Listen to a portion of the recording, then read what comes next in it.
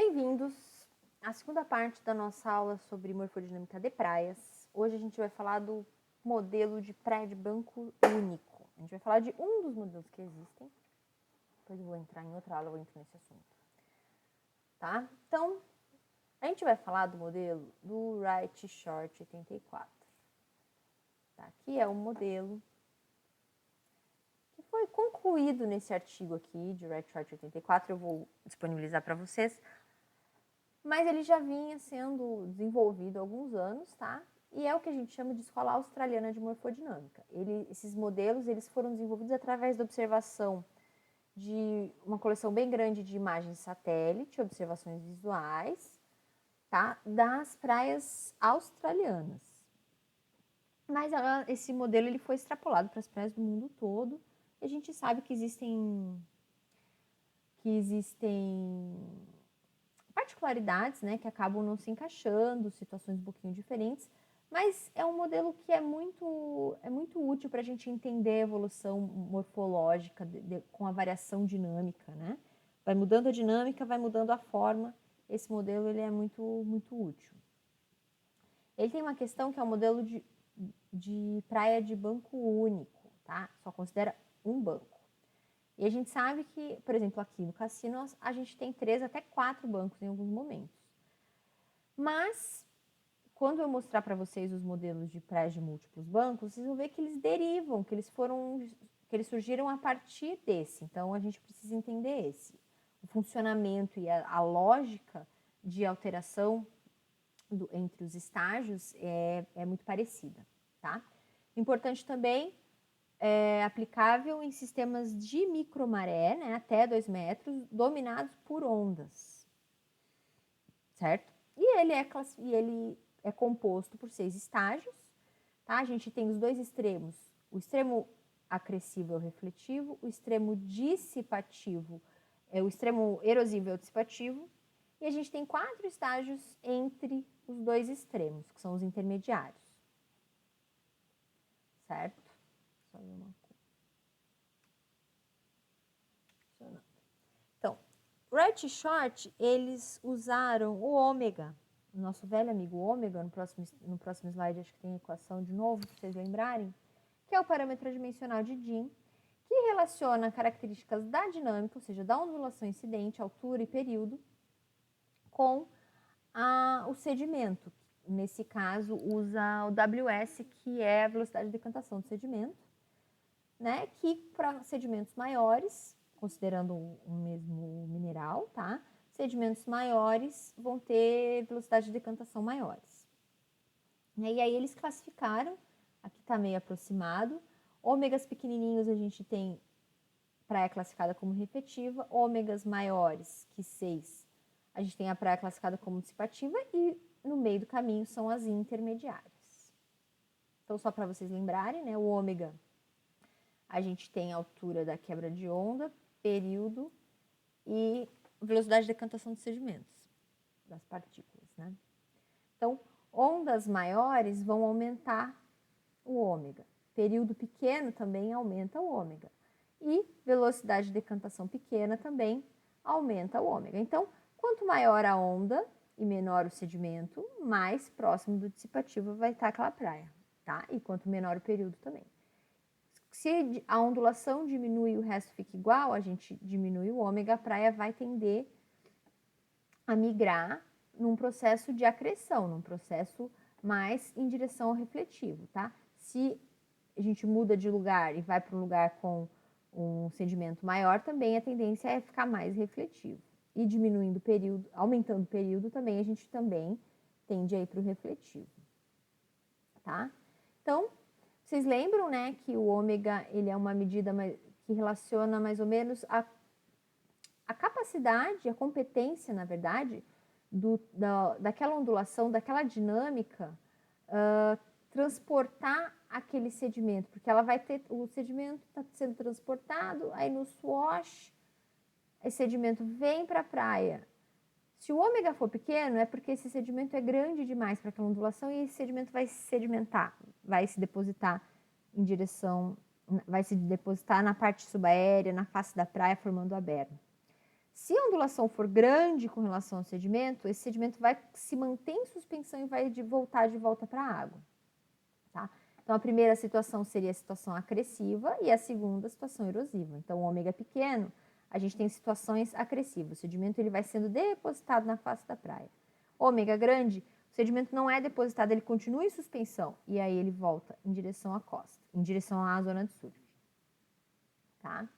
Vocês já viram isso aqui, né? Aquela tabelinha do ômega médio para cada um dos estágios. Aqui a gente tem ó, o refletivo, terraço de baixa mar, bancos transversais, banco de praia com cúspide ou banco de praia com hipe, e banco e praia rítmicos, na verdade, banco em cava longitudinal e dissipativo. Aí a gente tem o ômega médio, porque varia, né? Isso para as praias lá da Austrália, de cada um, e o desvio padrão também. Porque a gente sabe que a dinâmica, ela varia o tempo inteiro. Então, a gente tem a variação dos ômegas, né, o tempo inteiro, e dos estágios também. Então, vamos lá. Como é que funciona? Qual que é a lógica do modelo de praia e banco único, tá? Eu vou falar da lógica e depois a gente vai falar de cada estágio, tá? Eu não sei se vai ser no mesmo vídeo, vou ver o tamanho que vai ficar. Mas o importante é vocês entenderem a lógica, é mais do que decorarem os nomes depois dos estágios, tá? Porque a lógica depois vocês conseguem aplicar para entender o que acontece para mudar de um para o outro. Então, a história começa sempre com um evento de alta energia. Tá? A gente tem um evento de alta energia porque, normalmente, o que acontece? Independente do estágio que a praia esteja, quando a gente tem um evento de alta energia, ela tende a ir para o máximo, um evento muito grande de alta energia, ela tende a ir para o evento, para a situação mais erosiva que ela chega. Tá? E aí, se a gente considerar todos os estágios, seria o estágio dissipativo, né? Então, o que acontece num evento de alta energia? A gente tem... Vamos desenhar. Num evento de alta energia, a gente tem, normalmente, a gente pode ter um banquinho, uma praia e uma aguinha. Um evento de alta energia vai fazer o quê? Vai fazer ondas grandes atingirem a face da praia, vai fazer setup grande e vai fazer undertow, né? Então, todas essas ondas grandes quebrando na face da praia, quebrando na parte emersa da praia, o setup fazendo com que essas ondas alcancem lugares mais altos ainda na praia, faz com que esse sedimento que está aqui, depositado na face da praia, ele seja colocado em suspensão e seja transportado offshore com undertow. Tá? Então, o que acontece? Esses sedimentos, eles vêm e são depositados aqui na parte subaérea da zona de surf. Eles podem formar um banco, se o banco não existia, tá? E esse banco, se ele já existia, mesmo se ele for recém-formado, ele vai tender a migrar em direção offshore, por conta desses fluxos em direção offshore. Tá? Então, durante eventos de alta energia, os bancos tendem são transportados, o sedimento é transportado em direção ao mar. Então, tanto o sedimento que foi tirado da face da praia, ele é depositado e ele vai ou se juntar ou formar um novo banco, e esse banco vai tender, enquanto aquele evento de alta energia durar, a migrar em direção offshore, tá? Isso é uma coisa bem importante. Outra coisa bem importante é que esses bancos, nessa situação, eles tendem a ser lineares, porque a gente tem o undertow ocorrendo em grandes áreas, né? E a gente tem formação de correntes longitudinais muito fortes também, que também tendem a deixar esses bancos lineares, certo? E o estoque de sedimento da praia, como eu já falei, sai da face da praia e vai em direção à parte subaquosa. Isso quando estamos na tempestade. Tempestade passou... aqui não. Aqui ainda tem um exemplo aqui do cassino. Ó. Um exemplo de uma imagem, acho que vocês conhecem, né? Uma imagem do Argos, eu acho que eu já falei para vocês, mas a gente tem aqui ó, a distância ao longo da praia, no eixo Y, e distância cross-shore, no eixo X. Aqui é a linha de dunas, ó, aqui é a base da duna, onde o mar chegou, que dá para ver que está bem molhada a areia. Aqui é a linha d'água no momento 10 minutos aí dessa imagem, que é a praia imersa. E aqui isso aqui é uma média de 10 minutos, tá? Então essas faixas brancas são locais preferenciais de quebra, ou seja, os bancos, né? A gente percebe que aqui a gente tem, ó, 3 bancos quebrando onda em cima deles, bem lineares, tá? Logo depois de uma tempestade, ou durante, na verdade, uma tempestade, tá? Isso é o dia 15 de março. Quando passa a tempestade, o que acontece? A gente tem a diminuição da energia de ondas. Com a diminuição da energia de ondas, a gente não tem mais aquele setup tão grande, aquele undertow, e o sedimento ele passa a ser transportado em direção à costa. Isso vai fazer com que o banco ele migre em direção à costa, tá?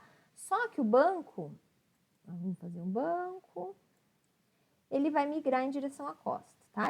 Cada vez mais próximo da costa, se essa situação se continuar diminuindo a energia de ondas. Só que se a gente olhar em planta, assim, olhar de cima, o que acontece? Aqui é a praia, e aqui seria o banco, tá? Esse banco ele vai todo migrar em direção à costa, só que ele não vai migrar retinho, como se fosse uma estrutura rígida. Ele vai ficando cada vez mais ondulado, e vai migrando onduladamente em direção à praia, tá? Então, quando a gente tem a diminuição da altura de onda, a gente tem o que a gente chama de ritmicidades topográficas, que são essas ondulações, tá? Ou bancos em crescente, megacúspide, são feições tridimensionais. A gente fala que o banco ficou tridimensional, ele tem outras variações, assim, não só na altura e na largura, mas ao longo da costa ele tem variações, tá? Isso vai acontecendo enquanto a gente vai tendo uma dinâmica menor que vai estar transportando esse sedimento em direção à praia, certo? Até que, aí aqui a gente tem um exemplo, ó. Alguns dias depois daquela imagem que eu mostrei para vocês, percebam que a altura de onda está bem menor, tanto que o último banco não está nem ativo mais. A gente tinha um banco aqui atrás ativo durante a tempestade. Agora as ondas que estão chegando não são grandes o suficiente para quebrar tão fundo, tá? Então a gente diz que provavelmente a feição no fundo existe, só que as ondas são pequenas demais para quebrar em cima, então a gente diz que o banco não está ativo, tá? E a gente tem aqui, ó, esse banco já com ondulações mostrando ritmicidades, porque ele está migrando em direção à costa. Tá legal?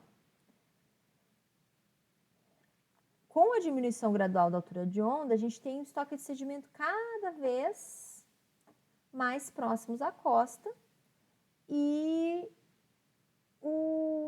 a gente chega a ter momentos que esse banco vai se soldar totalmente à costa e nem vai deixar de ser um banco, ele vai fazer parte da face da praia.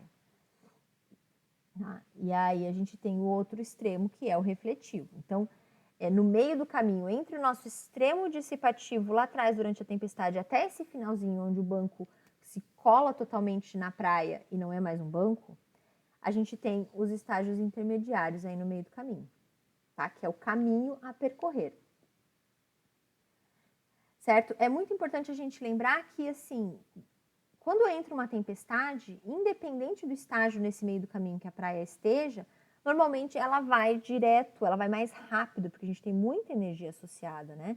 Então a praia ela vai mais rápido para esse estágio máximo dissipativo aí que ela consegue ficar. E aí a recuperação, o caminho em direção a estágios mais acrescivos ou mais refletivos, é um caminho muito mais longo, é um caminho mais lento, ela demora para desenvolver os estágios mais acrescivos. Para ir para o estágio erosivo, não, é de uma vez a ondulação chega, carrega todo o sedimento e foi. Tá legal? Eu acho que eu vou dar uma interrompida por aqui e vamos falar um pouquinho no próximo vídeo, a gente vai falar individualmente de cada um dos estágios praiais, para não ficar uma coisa muito longa, muito maçante, tá? Eu vou continuar no próximo vídeo. Qualquer dúvida até aqui, postem no fórum, fiquem bem.